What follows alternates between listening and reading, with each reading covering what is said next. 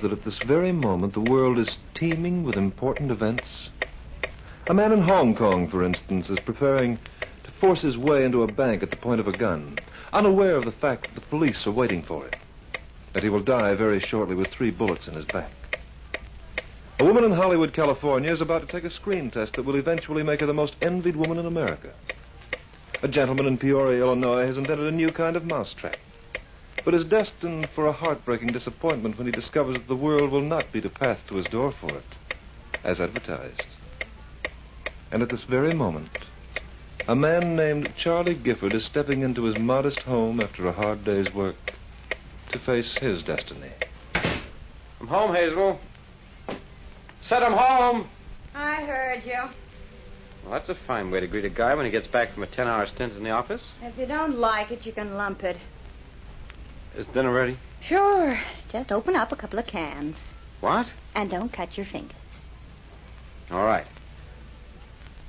What are you reading? Those ads again? Buying yourself another $5,000 mink? The ads in the papers are as close as I'll ever get to one on your salary. Well, what's the matter with my salary? $75 a week for a married couple ain't so bad. Not if you don't mind living like a termite. Now listen, Hazel. You promised me sable and diamonds when I married you. So what have I got? Skunk and rhinestones. You told me what kind of a big shot you were going to be. You're big, all right, when it comes to talk, but that's all. Well, I haven't been such a bad husband to you, Hazel. I wouldn't rave. Well, I try to act like a guy with responsibilities, don't I? But you act like a dame who married me for my bank account. Bank account? No self-respecting bank would handle our nickels. Well, I'm tired of it, Charlie. Sick and tired. Now the women get trips to Europe and fancy clothes. All I get are promises. Oh, Hazel, that's not fight. I'm tired. I don't know why you even come home at all. It's always the same old thing all over again. Yeah, and you always start. I don't. You do. I don't. You do. Oh, shut up. All right. What now? I don't know. You want to call it quits? Maybe. Don't you love me anymore, Hazel? Why should I love you? Where does it get me? Oh, you know I'm always thinking about you, honey. I mean, when it comes to the future, I try to save, don't I? How can you save what you haven't got? Look, as far as I'm concerned, you're the only woman in the world who ever meant anything to me. I proved that last year when I took out that $30,000 insurance, didn't I? So what? I can't carry so much insurance without borrowing. But I'm doing it just for you. Just so you'll be okay in case something happens to me. That $30,000 is doing me a lot of good as long as the company keeps it. Oh, for the love of Mike. What do you want me to do? Jump out of a window so you can collect the dough? Open it before you jump. The glass is expensive. Why, you little... Go on, hit me. And you'll be sending me alimony checks from the city jail. Okay, if that's how you want it, let's call it a day. That suits me. I was a sep to think we'd get along in the first place. You haven't got a heart, you got a cash register. Your brain works like a slot machine. Then find someone else. I'm not so hard to look at. I'll get by. If I ever thought I'd find you with another guy, Huh? Charlie? Charlie, what's the matter? Help me to a chair. Charlie. Well, here, Charlie. My chest. Call it, Dr. Hazel. Call her. Charlie.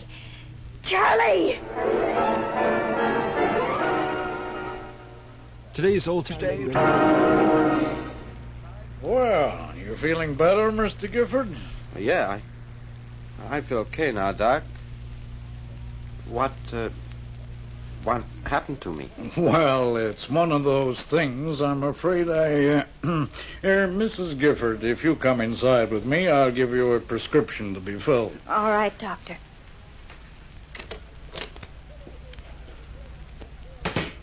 Mrs. Gifford, he is to remain in bed for the next 4 weeks. Under no circumstances is he to be allowed to leave. Doctor, what's the matter with him? I didn't want to tell him myself. I thought you could manage it better, being his wife. He has a very rare heart condition that is extremely dangerous. It was only a miracle that saved him this time. But he's always been healthy. Perhaps. He seems to be the excitable type, however. What is his home life like, if I may ask?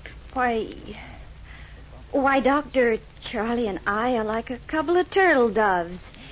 You never saw two people who got along the way we do. Has he been worrying about his work?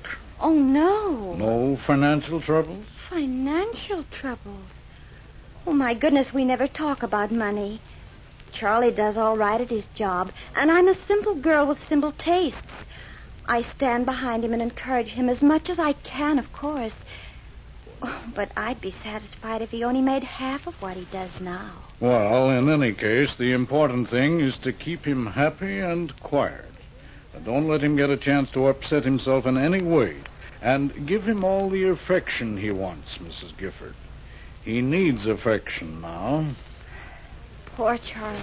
Remember, the next attack may be his last. He may go on for years, though, if he's careful and he takes it easy. I'll have this prescription filled. He's to have one if he shows any symptoms of another attack. Yes, Doctor. And take good care of him now. I needn't repeat how serious his condition is. Oh, incidentally, no overeating and no alcoholic liquors of any kind. That is important, too.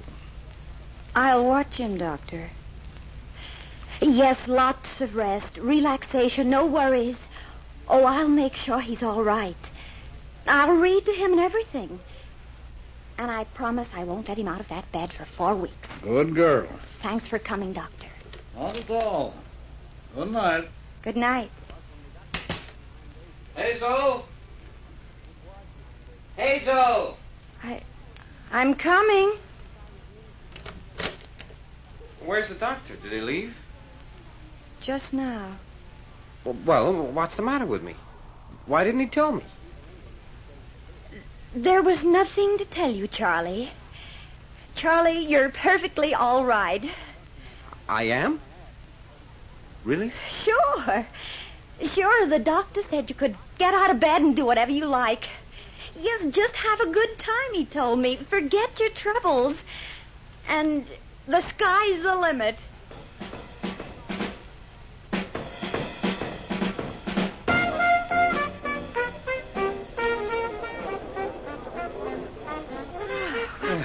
Oh, my goodness. I never danced so hard in all my life. You tired? A little. How do you feel? Well, I never felt better. Really? Sure. Why? Oh, I was just thinking that after all, we're not as young as we used to be. Oh, I am, baby. All right. Then let's make a night of it, Charlie. We'll do the town until morning.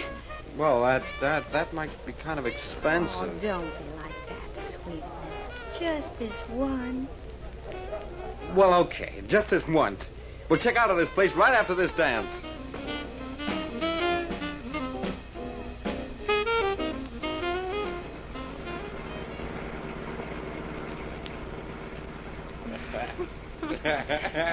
Over on the corner, driver. That's it. Oh, Charlie, you sure? So much drinking doesn't make you sick. I never felt better my whole life.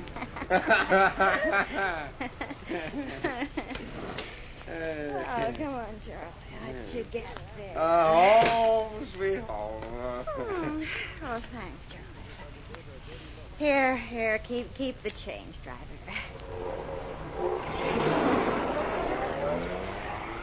Hey, what are you looking at, darling? You sure you're all right? Sure, absolutely. Oh, well, let's go upstairs.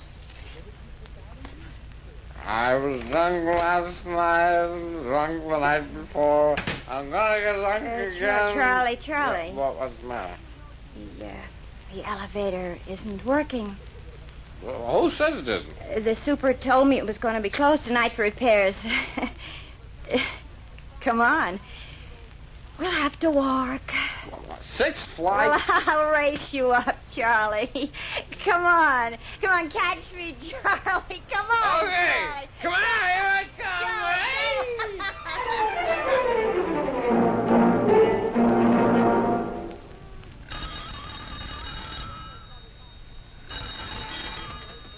Hello? Hazel, baby? Uh-huh. Look, I'll be a little late today at the office, honey. I just wanted you to know. Oh, then why don't I meet you downtown? For what? Well, we could have a nice big dinner and then take in the fights and a couple of nightclubs. The fights? Well, I thought you hated the fights. They're exciting, aren't they? And how? Well, that's what I like these days, Charlie. Well, fine. I'll get 2 tickets. All right. Oh, Charlie, the doorbell's ringing. I'd better hang up. Well, meet me at the office at 7, honey. I'll be there at 7 sharp.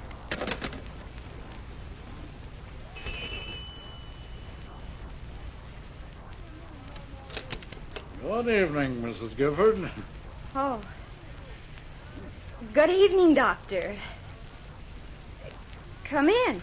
You haven't called me about another visit, but I thought I'd make one on my own, just to see how my patient was getting on. He's not here, Doctor. Oh, he's not?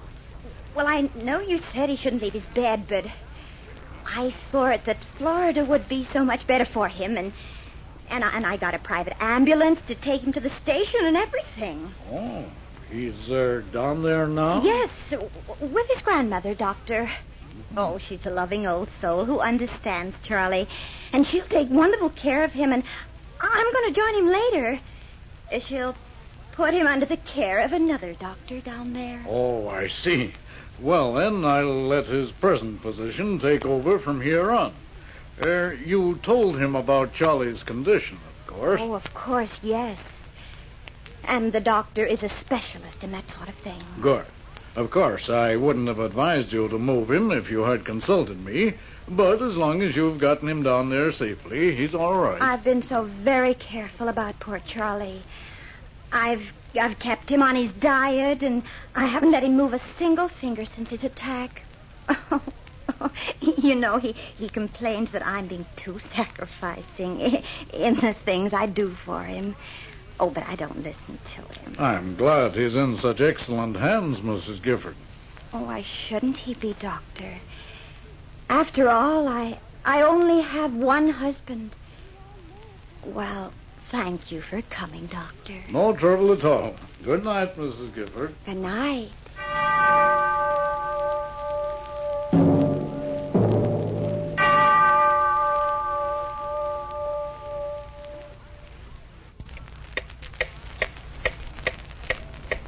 Man is made of stern and solid stuff, and his body can take a beating for quite a while.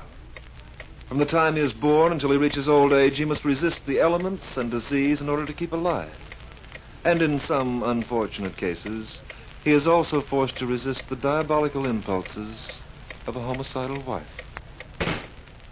I'm home. I said I'm home, baby. Who cares? What? What's the matter? No, nothing. Well, dinner ready? No. Well, when will it be ready? You wouldn't want to hang that long. Say, what's got into you, honey? All you ever think about is food. You should have married a cafeteria, not a woman. But all I want is dinner, Hazel.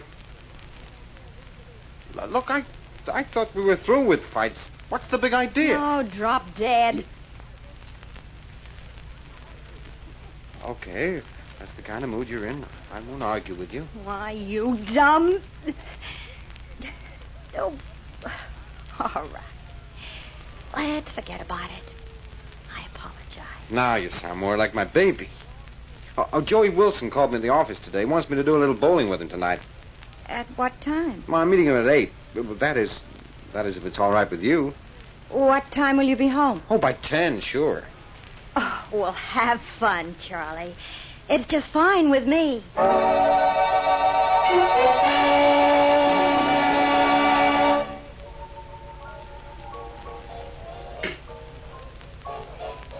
Give me a beer, bartender. I'm sorry, no ladies allowed in the bar without gents. Well, you're a gent, aren't you? I'm walking here. That's all right. You be my escort. Well, as long as you put it that way. Here's your beer. Will you have one with me? Well, don't mind if I do. Here's luck. You betcha. Oh, my goodness. What's the matter? I've got a run in my stocking. Look. Yeah, wait, don't spoil the shape of your gams none. Oh, you're cute. Yeah? What's your name? Axel. My real name's Axelrod, but everybody calls me Axel. That's a nice name. Mine's Hazel. Axel. Hazel. They rhyme, you know. Yeah. Say, Hazel, you live around here? Oh, not far away. Alone? Uh-huh. And I'd get relieved early tonight. How's about a date? Well, that all depends. On what? What time you're off? 10 o'clock? 10? Couldn't you make it 9:30? What's a half hour between friends? Well, I'd hate to sit there in my little house all by myself. And if you could get there by 9:30, I'd have some sandwiches ready and some beer. You mean you're inviting me up? Well, that's... Oh, boy, I'd get hold of the other barkeep, baby, and have him get here earlier. I'll give you my address and see you later. Okay. How much do I owe you for the beer, Axel? Never mind, sugar. This one's on me.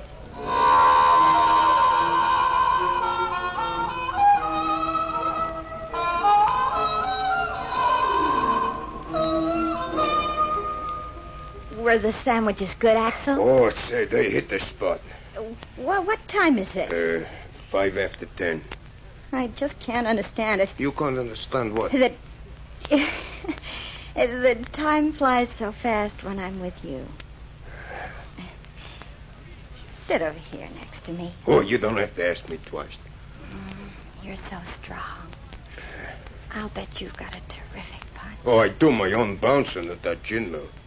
Suppose a man walked in here and interrupted us. Man? What kind of man? Some pest. He's been bothering me for weeks, and I can't get rid of A him. masher? Oh, he's worse than that. His name is Charlie, and I'm terribly afraid of him. You expecting him over tonight? Uh-huh. Just wait till he gets here, honey. I'll kick his teeth out. You do that. I'll get rid of him, baby, once and for all. That's just what I'm hoping for. Oh. Hello? Hazel? Yes. Where are you? I'm still at the bowling alley. I won't be home till morning, honey. You what? Well, Joey got hit with a ball. We're taking him to the hospital. Well, you see, he's my pal, Hazel, and I want to stay with him till I'm sure he's okay. How can a man get hit with a bowling ball? Well, you see, it was like this. The joint is short of pin boys, so Joey said that Oh, he would go... stay out for the rest of the week for all I care. Who was that? Hazel, What? I said who... Take those big feet of yours off my couch. Put your coat on and get out of here. I'm sick of looking at you. But, honey... Don't honey me, you overfed skin full of beer. Get out. Get out.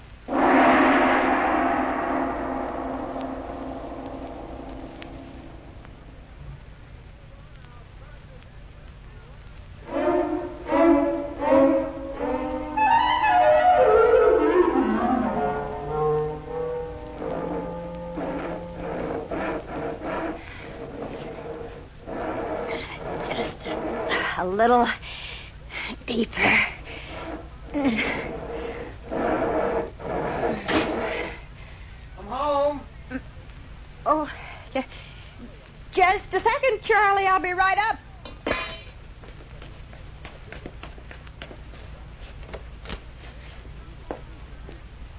What were you doing in the cellar, honey? Oh, just checking on some odds and ends. Say, you're out of breath. Am I? Yeah. You look like you've been sawing a hunk of wood. That's funny. Hey, listen, honey, I got a swell idea. Instead of eating at home, let's have dinner downtown and take in a show. Well, all right, Charlie. I say, isn't it chilly inside the house? Chilly? Well, I don't notice it. Before we leave, maybe you'd better check the furnace in the cellar. Oh, I'll wait till I come back. Do it now. Well, what's the hurry? We'll be out all evening. Is that all I get out of you when I ask for one measly little favor? Don't you ever think of anything but yourself? Oh, honey, let's not start all over again. You're treating me like an Indian squaw. I've got a right to some consideration, too. Now, cut it out. Will you cut it out? That's the first time I ever let myself lose my temper since the day I got sick. Well, what do you want me to do about it? Kiss your foot? Hazel, I tried. I tried like crazy, but it's no go. What do you mean? Well, for a while there, I thought we were going to get along. I thought it was going to be like the old days. But you just won't leave me alone. You got to pick and pick until you drive me up my nut. Well, what happens now? I think we ought to call it quits. Really? I'm going to get out, Hazel. That's all there is to it. You just try it, Charlie. It'll cost you plenty. Yeah? I'll squeeze you so hard the aluminum will come right out of your ears. That's what you think, but I got different For plans. instance? A man's got a right to live, hasn't he? Nobody could get along with you. And any judge will back me up. No, he won't. Money, money, money. That's all you got on your silly mind. You're just a lazy tramp with an itchy paw. Who do you think you're talking to? I'm talking to my wife. My sweet, agreeable, lousy-tempered wife. And, sister, I'm getting rid of her in court just as fast as I can find a lawyer. I'll make you pay, Charlie. I'll make you pay right through the nose. I wouldn't give you a wooden nickel. I'm through, baby, and that's final. Now, where's my suitcase? How do I know? Yeah, I remember. It's in the cellar. Get out of my way. Come on. Feller? Now, don't try to stop me, Hazel. I made up my mind. I won't try to stop you, Charlie. You'll find your bag downstairs. Here's the first. Yeah, I should have done this long ago. Yes. Yeah, you should have. Go on, Charlie. Go into the cellar and get your suitcase. Go on!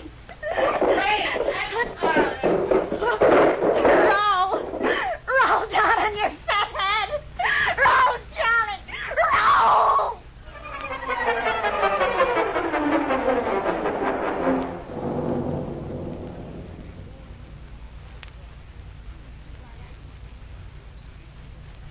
Does that feel better, Mr. Gifford? Yeah. Yeah, thanks, Doc. Well, one of the neighbors called me when she heard the noise. Your arm will be all right in a week or so. It's just a sprain, and those bruises will heal in no time. You were lucky to come out so safely after a fall like that. Yeah. I was lucky. I also called over and took a look at those busted stairs before I passed out. Seems to me I got a little account to settle with my loving wife. Come on, Doc. Help me out of the cellar to the living room. Just a minute, Charlie. I suppose there's no point in hiding it from you any longer, although I wish I could in your condition. Hiding what, Doc? I found your wife at the head of the stairs when I came in. You found her? She was lying on the floor. She's, dead, Charlie. On the level, Doc? It's just one of those things that you have to face. She must have been a very nervous woman, on edge all the time. Or else she was under a great strain recently. What do you mean? Unfortunately, my first diagnosis seems to indicate that she died of a heart attack.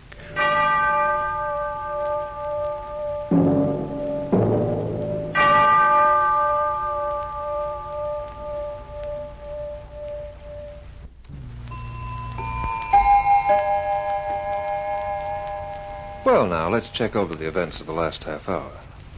You remember the bank thief in Hong Kong I told you about? Well, he was shot to death when he was caught in the act.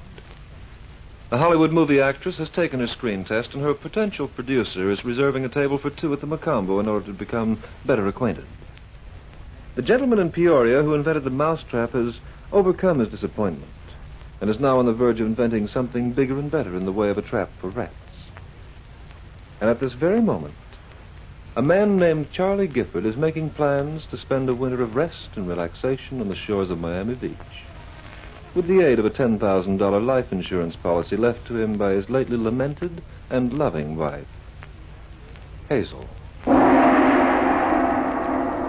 The Clock will be heard next week, same time. It's written by Lawrence Klee and stars Harp Maguire as the Clock. Tonight you heard Wendy Playfair as Hazel and Leon Piers as Charlie, with Edward Howell and Owen Weingott. The Clock, directed by John Saul.